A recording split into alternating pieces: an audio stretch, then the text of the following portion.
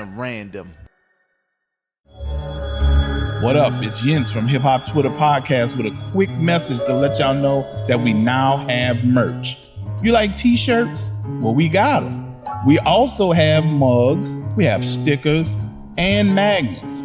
So if you want to have any of those items, all you need to do is go to tpublic.com and search Vegas World INC, and you'll find everything that you need.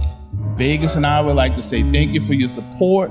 Peace. Apparently, they dragged me on Twitter. I don't give a f*** because Twitter's not a real place.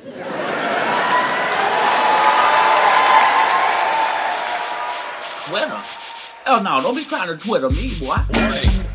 What up, y'all? Welcome to another episode of Hip Hop Twitter. I am your host, Vegas. Big shout out to the people who bring this podcast and other podcasts I produce to you over at patreon.com/hiphopnow. The link is in the description of this episode. Click it to find out more information. Jens, what's good, man? What's happening, Vegas? All right, man. So what are people talking about? No, let me rewind that. What the fuck are people talking about on Hip Hop Twitter?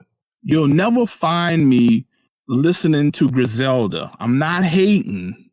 It was cool from 2015 to 2018, but now I can't listen to them. Ooh, that is interesting. Did this person say anything else? Yeah, there's a little bit more. They also say they with Griselda early on, but then as Griselda kind of expanded the roster, the person feels as though the music became mid, basic, and even forgettable. Oh man. So essentially, if I'm looking at the timeline, this person, and of course, I don't know them. I don't know who it is. In a lot of ways, I'm just guessing. But they don't like them, quote unquote, blowing up. Let me explain. To say that you stopped listening in 2018 seems kind of strange to me, Jens, because if we just want to really talk about it, about that 2019, but most importantly, that 2020, I feel like if you wanted to say, wink, wink, that they peaked in 2020, I would agree with that. Because I feel like Westside Gunn had a couple of notable releases that got a ton of mainstream looks. Same thing with Conway, and probably arguably his best project. And Benny put out an album that most people liked. So I don't understand this person, but I know what it is, man. We know what it is, Jens. It's the dusty ass. It's under the underground mentality, because I'm not talking about just a person. Mentality of I liked them better when they were the underdogs. You couldn't have said it better, and I agree. When I read the tweets, I felt the same way. Like it's a thing that goes on a lot. Like, you know, you'll have people who come from the underground and everybody loves them, but no sooner that these particular, whether it's just a single artist or a group of artists, you know, speaking of Griselda, no sooner they really, really blow up and the attention and spotlight goes on them, you have certain fans who don't like that just because they're really, really popular and the whole, you know, the movement got so big, it turns some cats off, the underground type right. cats, like you said. Right, under cats. Yeah. Griselda put out so much music in this time frame that this person is talking about. They put out so much music, and it felt more personal because you knew everybody wasn't on them. Like you were cheering for them. They were kind of like champions, right? Right. We we're the underdog, we fighting to the top. And now that they got the championship belt, they got everything they talked about that they deserved, you're not as interested in them anymore. You were interested in the grind, but you're not interested in the success because now everything they said they deserved, they got. Yep. Which should make you happy. But I will say this. I'm not going to completely on this person's point of view because there is a case to be made. If they were making this case, that's why I asked if they said more, for their sound changing at a certain point. And I think it's very debatable to most people whether they like the sound they have now. The sound they have now on most of their albums is typical of most boom bap rappers today. The what they call it, the boneless beats. The boneless beats were a signature of Griselda. And now that they all like really had these deals and put out these major projects, you don't hear that. You get one of those tracks now on a whole album. So I'm thinking this person feels like that was a signature sound for them and they should have never changed it. Totally agree. We seeing eye to eye. I couldn't have said it better. Besides that, what else are people talking about on Twitter? Does Pusha T have a better album than Shyne's debut? Is this a fucking trick question?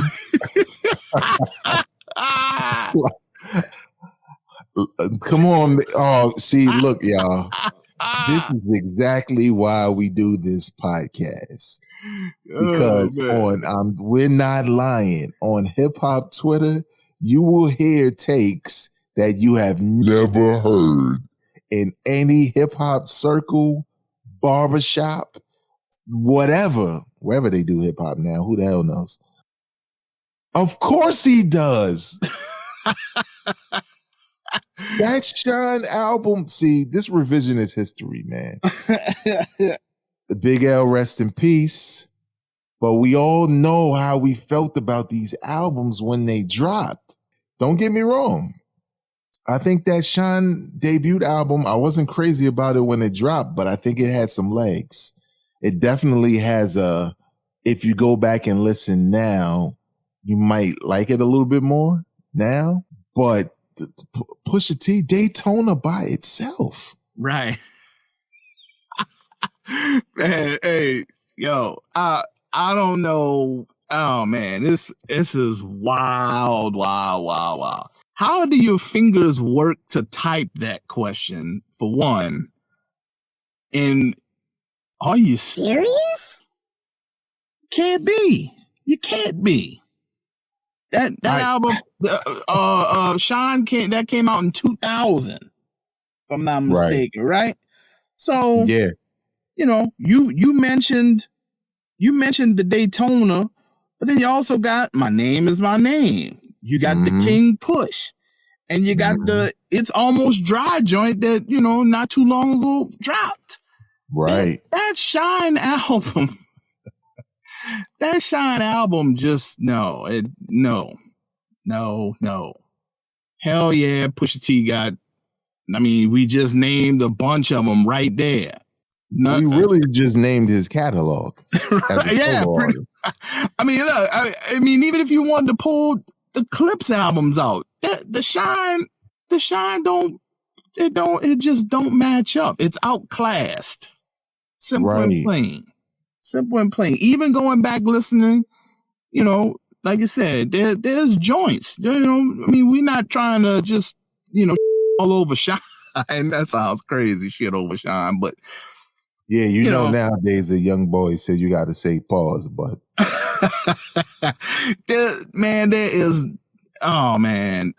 that's terrible, man, to do that. Absolutely no way Shyne's album holds up to any one of those four that we mentioned. So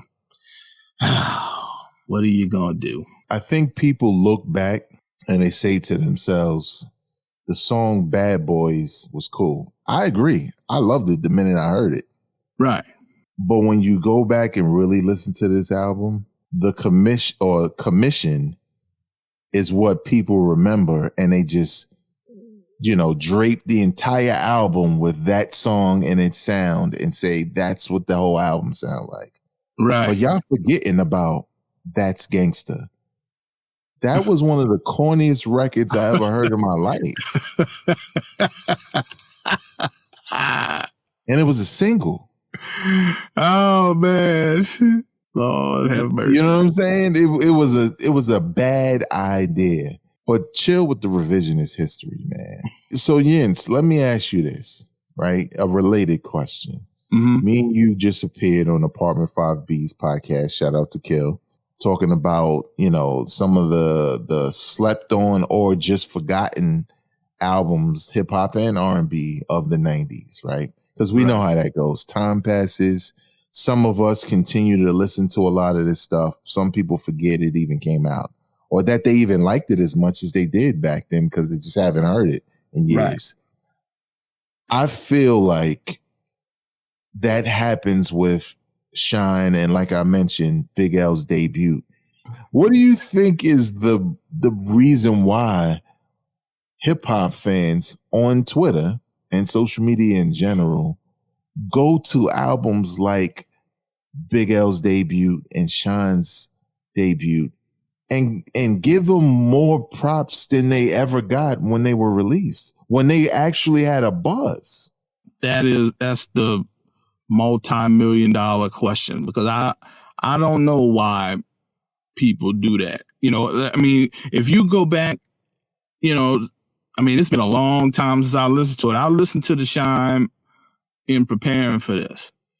Okay. And I can see where somebody will go back and maybe the first time they didn't give it a full listen, that, their attention was elsewhere. And then you come back years later and you hear it and you're like, wow, I didn't realize that this was as dope as it sounded to me at this point, which is fine. It happens. But to make these wild statements, to pull that album out and to compare it to somebody who's had, an excellent track record as far as releases go and the quality of the albums, I don't know why you would make that. Why do you feel the need to make that comparison? Because it's not fair to Shyne.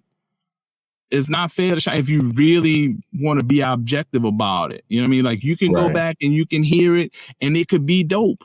There are joints. But then again, just like you mentioned earlier, the gangster joint, there's no amount of going back that's gonna. I don't see where anybody would change their mind when that song, in regard to that song. So, man, it's really, I don't know the answer. Just to cut it short, I don't know that answer. I wouldn't do that. I don't see the sense in doing that. I see more sense in saying, if you wanted to tweet something, I went back and listened to that Shyne debut and I really enjoyed it compared to when I initially listened to it. I don't think that comes across wild or at all. Yeah, man. It's just sort of like you just chalk it up to the nature of the beast that is hip hop Twitter. And in some regards, and I definitely don't want to get too deep into this, but there's certain people who didn't really get to have these conversations depending on their circle of friends, whether their friends weren't hip hop heads in the same way they were, or in some cases, even wherever they grew up, right? Or even what age they were, right? Like, right. What if you were in high school when Shyne's debut album dropped and it's tied to all this coming of age stuff for you, and maybe Shyne's debut album for you was what Ice Cube's Defecate Death Certificate, Defecate. That's the remix coming out a little bit later. By Cube Ice.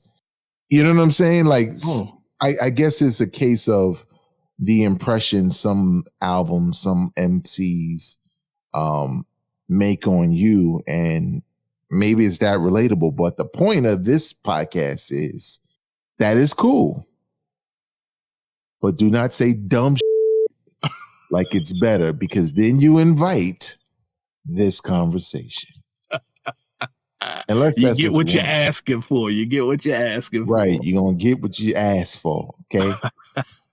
What do y'all think about Shyne's debut album? Is it better than every Pusha T major release? I don't know. You tell me. What do you think about Griselda? Have you already tapped out, reached your peak as a fan of Griselda back in 2018? Yeah, I started out hating all that shit, but now I'm like, yeah, go ahead, shoot up the track while I try to listen to this goddamn song.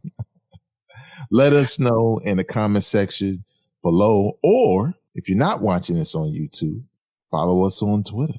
Our Twitter handles, guess what, is right on the cover of this episode. Yes, that's us. Go to Twitter, type in those names, and we could talk about it. All right, on behalf of the homie Yents, I am Vegas. Tweet responsibly. Peace. Peace. Drop it on the random.